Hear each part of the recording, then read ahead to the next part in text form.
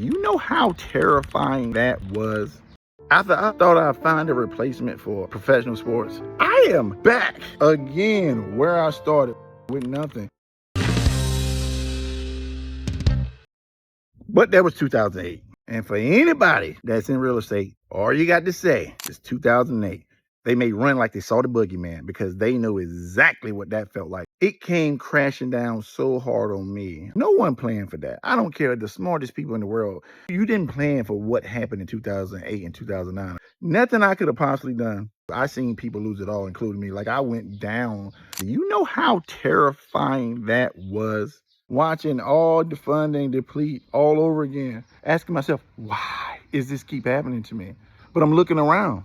It's happening to everybody in real estate. People that are suicidal, many people that died. It was just so much. You couldn't do nothing. So in 2008, rock bottom again. But again, you know one thing I had? Still had this, baby.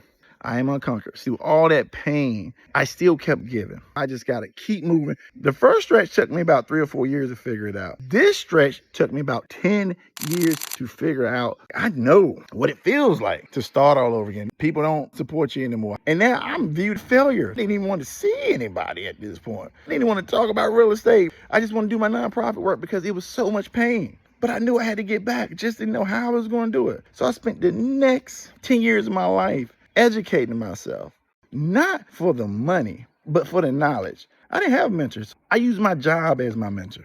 And that's how I clawed my way back. Nothing about this was easy. Here I am, still fighting to produce housing for people. I got so many opportunities. Chris, you'll be great at this. Chris, you'll be great at that. But where I'm better than most is all in purpose work, man. I serve real estate with purpose. I don't sell it.